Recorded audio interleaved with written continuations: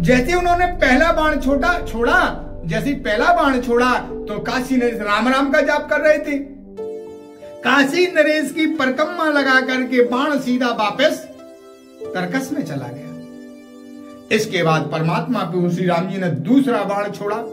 अब यहां पर हनुमान जी ने इशारा किया, भैया अब तुम्हें, अरे जय सिया राम, जय जय सिया राम, और जय सिया राम, जय जय सिया राम, इसका जाप करना है। तुरंत काशी नरेश बैठ गए और काशी नरेश जाप करने लगे, हरे श्री राम जय राम, जय जय राम, श्री राम जय राम, जय जय राम, श्री राम जय राम, जय जय राम, श्री राम जय राम, जय जय राम। भगवान राम का जो दूसरा हुआ छोड़ा हुआ बाण आया, काशी नरेश की परिक्रमा लगा के और वापस राम जी के तरकस में चला गया। राम जी बोले आखिरकार है क्या। अब जो है राम जी ने तीसरा बाण छोड़ा, और जैसे ही तीसरा बाण छोड़ा तो हनुमान जी काशी नरेश से बोले, भैया मंत्र बदल दो। अब बोले अब क्या मंत्र बदलना। बोले अब मंत्र ये बदलना, अरे जय सिया राम, जय जय हनुमान, और जय सिया राम, जय जय हनुमान। हनुमान जी बोले इस मंत्र का जाप करो शुरू जल्दी।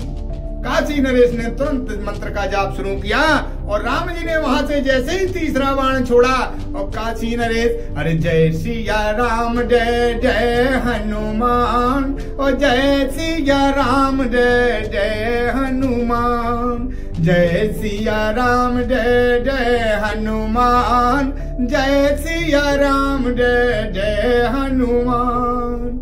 राम जी का छोड़ा हुआ जो तीसरा बाण आया, काशी नरेश की परिक्रमा लगा के वापस जब तरकस में चला गया, राम जी ने सोचा कि भाई ऐसा है क्या है कि तीनों बाण वापस तरकस में आ गए, निश्चित कुछ ना कुछ है। विश्वामित्र जी को जो है साथ में लेकर के राम जी जब सरयू किनारे पहुंचते हैं, वहां पर वापस वहां से नारद जी भी आ जाते हैं, और जैसे ही देखा तो हनुमान जी भी ध्यान में बैठे हैं, और काशी नरेश भी उसी मंत्र का जाप कर रहा है, क्या, जय सिया राम, जय जय हनुमान, और जय सिया राम, जय जय हनुमान।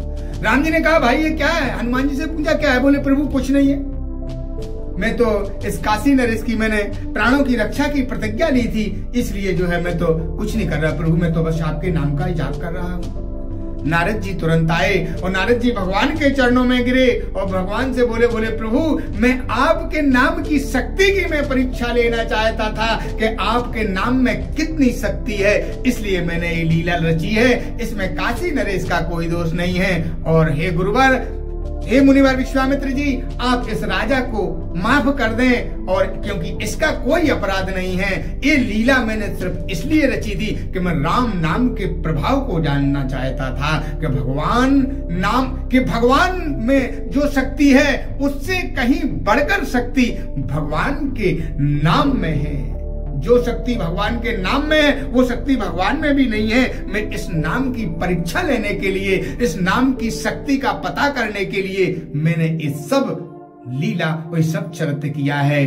और इस प्रकार के जब नारद जी के मुंह से विश्वामित्र जी ने वचन सुने, राजा को तुरंत उन्होंने माफ किया, और माफ करके तुरंत राजा विश्वामित्र के चरणों में गिरा और रामचंद्र जी को चरण बंदन किया। और इस प्रकार जो है नारद जी ने भगवान के नाम की महिमा का परीक्षण किया।